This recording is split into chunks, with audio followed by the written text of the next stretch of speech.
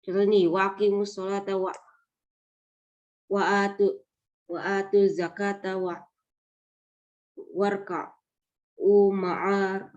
ma'ar rokiin. Nah, mungkin yang apa ya? Biasa sih depannya doang yang aku hafalin gitu. Yang spesifik lah yang biasa identik. Dan dirikanlah sholat, tunaikan zakat dan ruku lah beserta orang-orang yang ruku.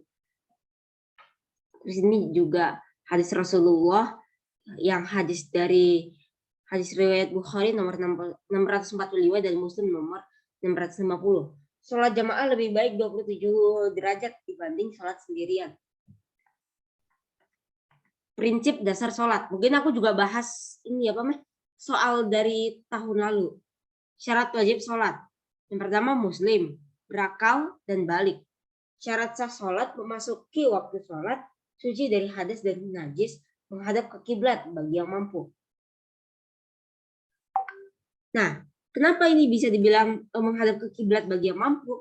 Jadinya kita boleh nih, umpamanya lagi dalam perjalanan, umpamanya lagi di kereta, kan kereta itu kan posisinya nggak menghadap terus ke kiblat, jadinya kita bisa sholat tanpa menghadap kiblat saat umpamanya saat lagi ini apa sedang apa sih sedang jalan-jalan, singkatnya gitu. Kayak di kereta umpamanya. Maka dari itu Islam itu adalah agama yang mudah. Allah memudahkan segalanya. Tapi kita harus melaksanakan kewajiban kita. Yaitu sholat. Orang yang sakit boleh sambil duduk. Orang yang bisa duduk bisa sambil tidur. Terus orang yang nggak bisa wudhu pakai air bisa wudhu pakai debu atau tayamum. Terus yang lain-lain lah.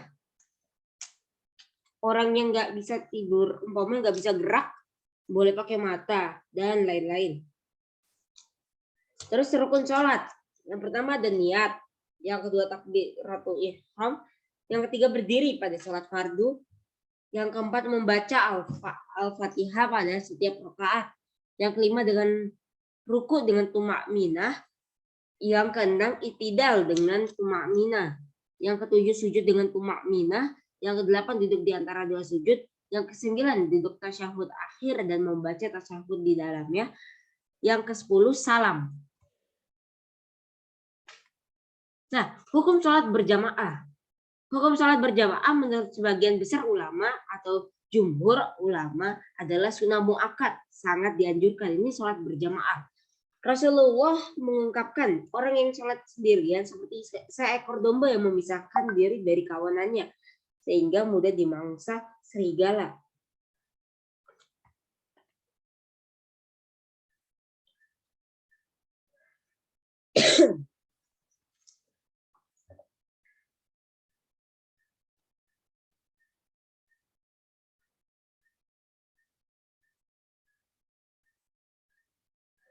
Oke, aku lanjutkan. Perbedaan sholat berjamaah dan sholat munfarid. Kalau berjamaah itu, ya berjamaah, kalau munfarid itu sendiri. Nah, sholat berjamaah adalah sholat yang dilakukan oleh dua orang atau lebih secara bersama-sama meliputi satu orang imam dan lainnya sebagai makmum.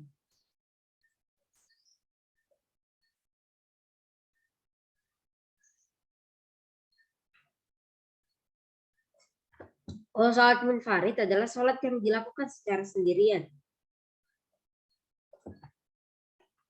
Nah, di situ syarat sah sholat berjamaah. Ada imam dan makmum. Terus makmum mengikuti imam. Terus makmum berada satu majelis dengan imam. Makmum berada di belakang imam. Makmum tahu gerakan imam. Makmum mendengarkan gerakan imam.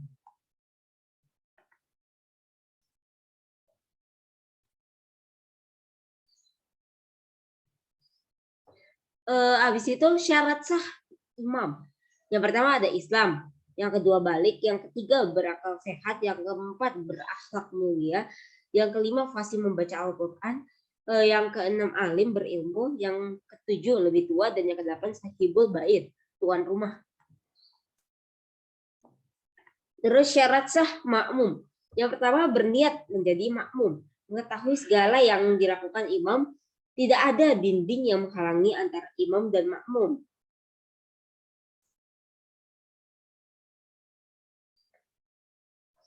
Terus berada satu lokasi dengan imam tidak mendahului gerakan imam. Posisi tidak lebih depan dari imam, ketentuan sholat makmum sesuai dengan sholat imam. Tidak beriman kepada orang yang diketahui sholatnya tidak sah. Terus tidak menyalahi sunnah yang dilakukan imam. Nah, di sini perbedaan masbuk dan muafik. Masbuk adalah makmum yang terlambat datang tetapi tidak sempat membaca Al-Fatihah. Muafik adalah makmum yang terlambat datang tetapi masih sempat membaca Al-Fatihah. Syarat sah masbuk. Berjalan dengan tenang, tidak tergesa-gesa, langsung takbiratul ihram dengan niat makmum, lalu mengikuti segala gerakan imam meskipun sedang rukuk ataupun sujud. Makmum masbuk yang mengikuti rukuk bersama imam dihitung 1 rakaat. Jadinya walaupun masbuk, tapi kalau umpamanya ikutnya pas lagi rukuk, itu masuknya 1 rakaat untuk makmum. Nah, habis itu jika datang setelah imam bangun dari ruku, maka ia harus menyempurnakan jumlah rakaatnya yang kurang, jadi ditambah lagi 1 rakaat. Umpamanya datang pas rakaat 1, pas imamnya lagi iktidal. Jadi ya makmumnya itu atau masbuknya itu harus ikutin sampai tahiyatul akhir, habis itu tambah lagi 1 rakaat.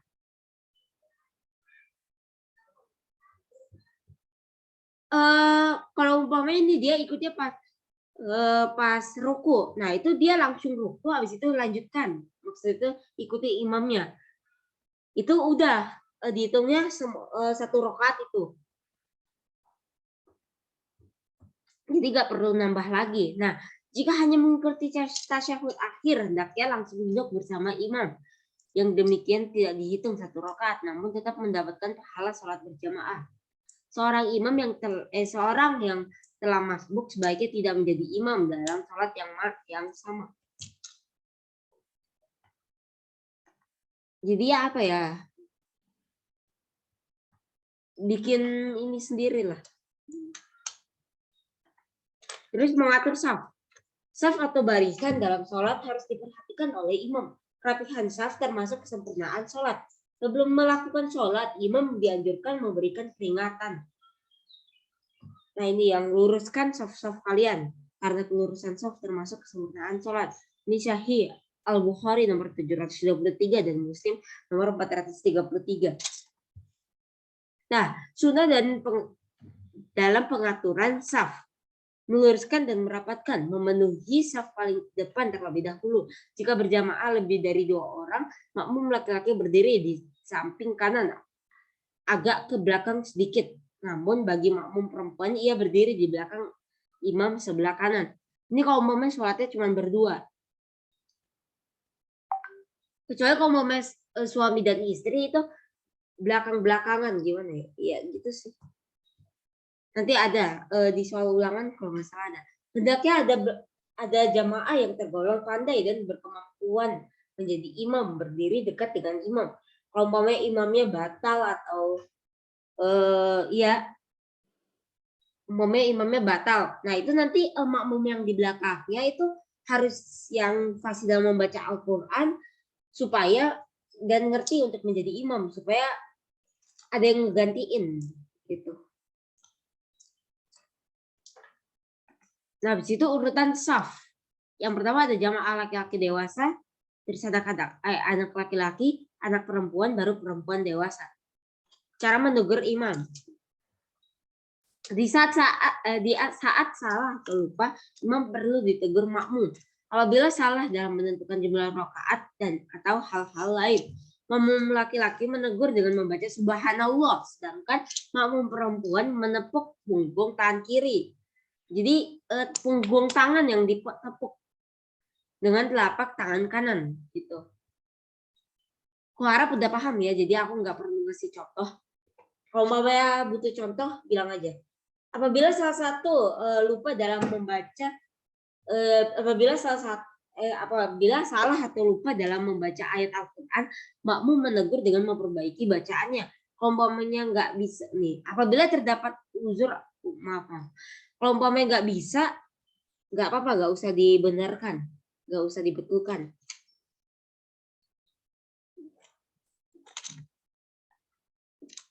Nah, cara mengganti imam. Tadi cara menegur imam, sekarang cara mengganti imam. Apabila terdapat uzur atau halangan imam dalam menjalankan sholat seperti baru ingat dirinya dalam keadaan hadas, ia harus mundur dan membatalkan sholat. Kemudian makmum yang di dekatnya maju menggantikan sebagai imam. Nah ini nih. Nah yang ini nih, supaya bisa gantiin imam. Orang yang umpamanya yang alim, habis itu yang pasti dalam membaca Al-Quran harus berada di depan dan di belakang imam, supaya kalau umpamanya imamnya ada hadas atau uzur, halangan, nah itu bisa digantikan dengan makmum yang di belakangnya. Oke, aku lanjutkan. Habis itu, nah halangan salat berjamaah yaitu sakit, hujan deras atau angin kencang, sedang dalam keadaan sangat lapar, dalam keadaan menahan hajat, atau apa ya, sakit perut. Nah udah itu. Habis itu fungsi sholat berjamaah dalam kehidupan sehari-hari, meningkatkan dan memperbanyak pahala ibadah sholat, meningkatkan persatuan dan kesatuan, memperkuat silaturahmi. Habis itu melatih sholat tepat waktu dan memerangi rasa malas dan mendirikan sholat. Oke. Sebelumnya aku coba mau bahas buku mandiri. Boleh dibuka ya buku mandirinya, halaman yang tentang sholat berjamaah.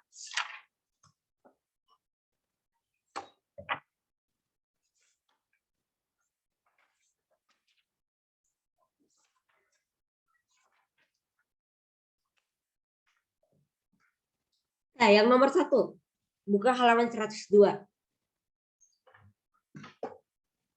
Nah, sholat wajib adalah sholat yang A. Harus dilaksanakan. Orang yang berada di belakang imam dan mengikuti gerakannya disebut A. Makmum. Yang ketiga, contoh sholat wajib yaitu C. Sholat 5 waktu.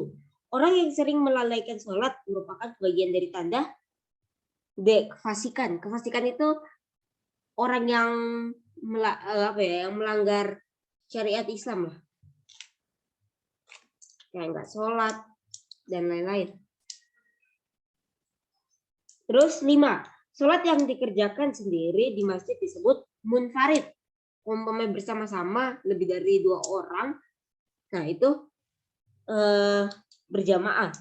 Nah, orang yang menggabungkan 2 sholat, misalnya zuhur dan asar, maghrib dan dengan isya disebut sholat jamak. Orang yang meringkas jumlah sholat, misalnya dari 4 rakaat menjadi 2 rakaat disebut mengkasar. Yang ke-8, diperbolehkan menjamak sholat dengan mengkasar. Sholat terkandung makna bahwa ajaran Islam itu mudah. Contohnya yang ini nih, yang di awal-awal nih.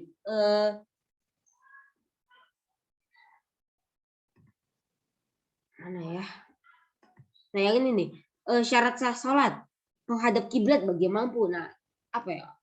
Islam itu agama yang mudah. Jadi ya orang umpamanya lagi di kereta, terus datang waktu sholat. Nah itu mereka boleh sholat, umpamanya mereka tayamum. Habis mereka tayamum, mereka sholat tuh sambil duduk. Nah, walaupun gak menghadap kiblat, tapi kalau dia udah niat sholat, maka sholat itu sah. Nah, habis itu aku lanjutkan ya. Nomor 9, sholat harus dilakukan dengan khusyuk. Salah satu caranya adalah berusaha mengerti bacaan yang dibaca. Terus yang 10, inti dari ibadah sholat adalah zikir dan doa. Zikir artinya ingat Allah Subhanahu wa Ta'ala.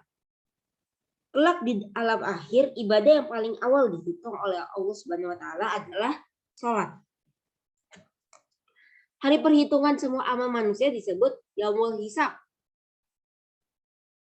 Terus jika sholat dilakukan dan dihayati dengan benar, maka akan dapat mencegah perbuatan fahsyah atau fahsyah dan munkar. Ketika kita melakukan sholat, maka Allah Subhanahu wa taala harus hadir dalam hati kita. Maksud kata hadir adalah kita harus ingat Allah Subhanahu wa taala. Yang ke-15, sholat yang mengandung banyak hikmah antara lain dapat menjadikan seseorang lebih teratur dan disiplin. Disebut sholat berjamaah. Orang yang melakukan sholat sendirian disebut munfarid. Ketika sedang melakukan sholat, kita harus merasa melihat Allah Subhanahu wa taala. Namun bila tidak mampu, maka kita harus merasa dilihat Allah Subhanahu wa taala. Nomor 18, dalil yang mengatakan bahwa sholat adalah agama adalah hadis Nabi. Nomor 19, berikut yang bukan merupakan ketentuan saf sholat berjamaah. Yang benar adalah C. Saf anak laki-laki berada di belakang jamaah perempuan. Itu salah banget. Yang benar itu ini nih. Yang pertama laki-laki, habis itu anak laki-laki, anak perempuan, baru perempuan dewasa paling belakang. Tujuannya kenapa perempuan dewasa paling belakang? Untuk melindungi anak perempuan. Itu sih kalau nggak salah.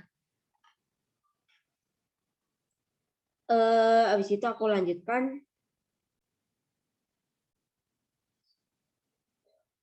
Nah, nomor 20. Syarat menjadi imam yaitu harus memiliki kelebihan dibandingkan dengan makmumnya.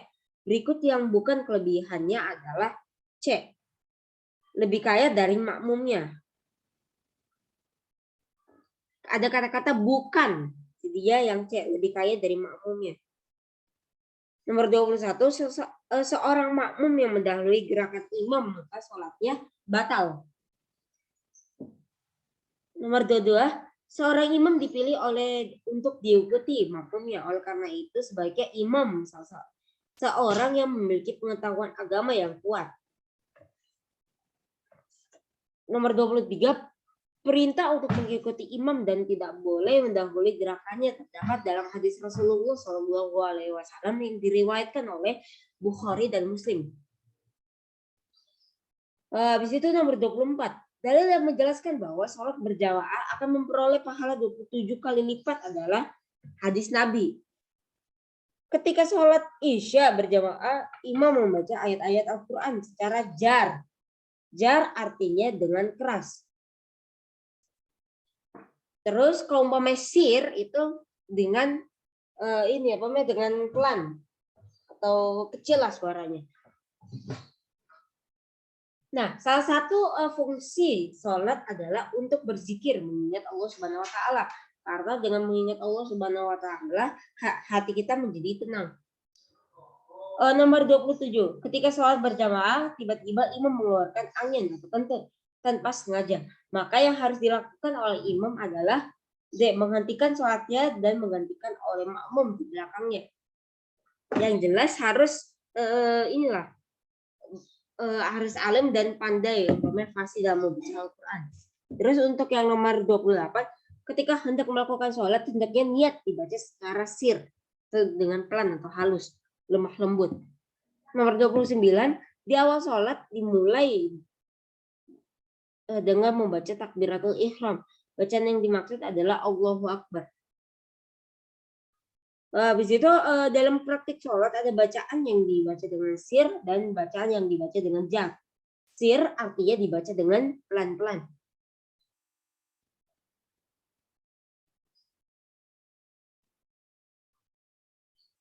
Nah, untuk yang nomor 31, sholat yang bacaannya harus dikeraskan adalah maghrib, isya, dan subuh. Seorang yang mengumandangkan azan disebut muazin.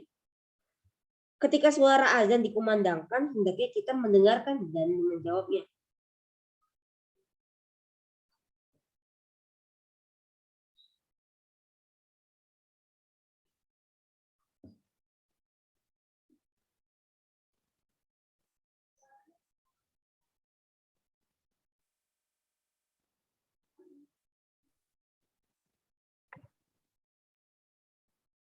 Oke, aku lanjutkan ya.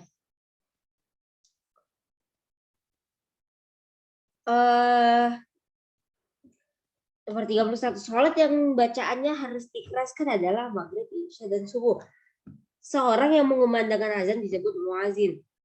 Ketika suara azan dikumandangkan, hendaknya kita mendengarkan dan menjawabnya.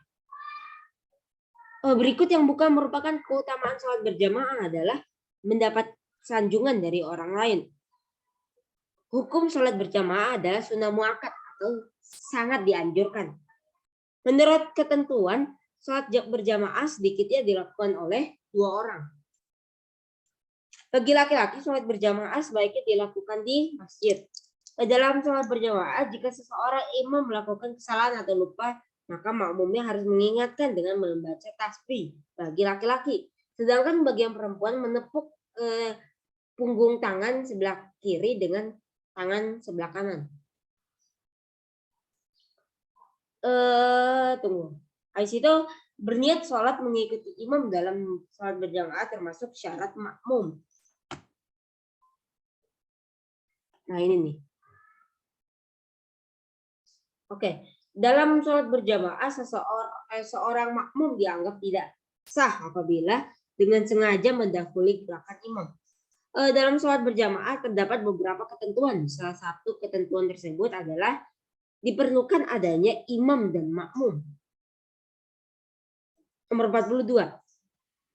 Ketika seorang imam terlanjur melakukan kesalahan, maka sebelum salam harus melakukan sujud sahwi.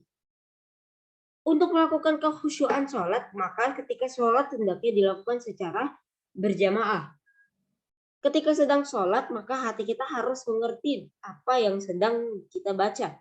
Hal itu akan menambah kekhusyuan sholat. Seorang imam dituntut harus bijak dalam memahami makmumnya. Kata bijak maksudnya memahami makmumnya dengan baik. Maksudnya itu apa ya? Kayak umpamanya bacaannya itu kalau umpamanya sama anak-anak itu surat pendek, umpamanya kayak Anas, Al-Falaq, Al-Ikhlas, ya gitu sih. Biar bisa sekalian belajar. Kalau umpamanya bacanya An-Naba apa mungkin nggak ngerti. Kan makmum itu kan supaya khusyuk itu harus mengerti bacaannya. Jadi harus disesuaikan gitu sama anak-anak. Umpamanya sama adik-adik umur 7, umpamanya yang baru belajar sholat gitu. Atau umur 5.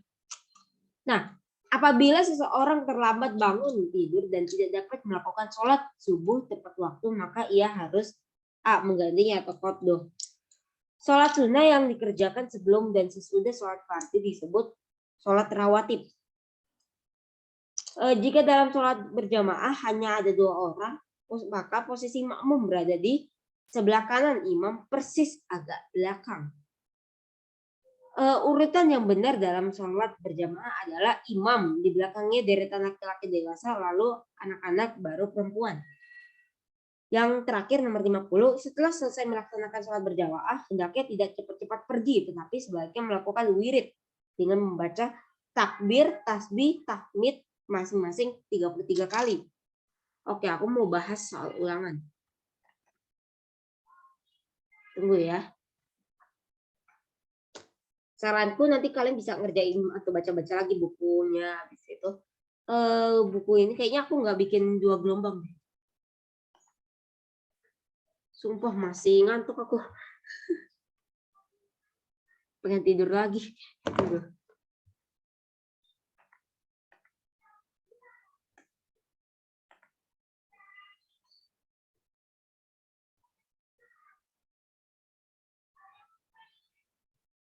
Oke, kita bahas ice.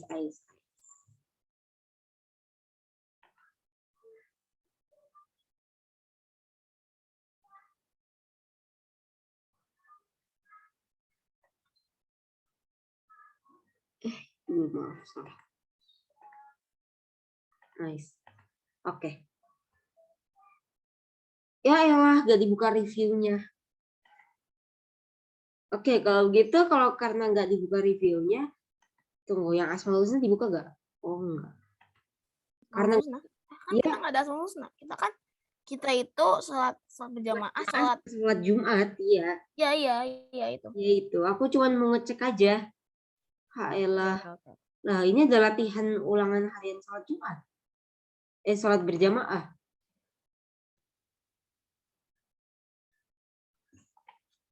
Ini latihan buat ini kan?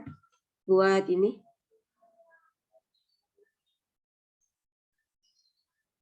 Latihan buat PTS.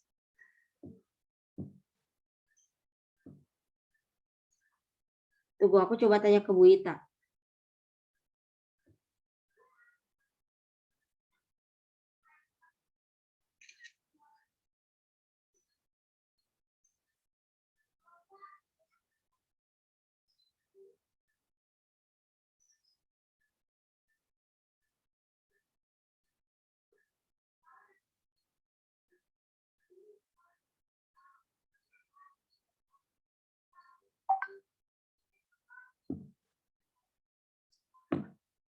Oke. Kayaknya ini aduh. Nanti kalau umpamanya udah dibuka, aku coba kabarin. Kalau begitu kita ke sholat Jumat dulu. Untuk yang materi sholat Jumat mungkin aku lebih banyak mengandalkan buku karena di buku lebih banyak. Aduh, waktunya sisa 10 menit ya. Aduh, mana sakit perut pula.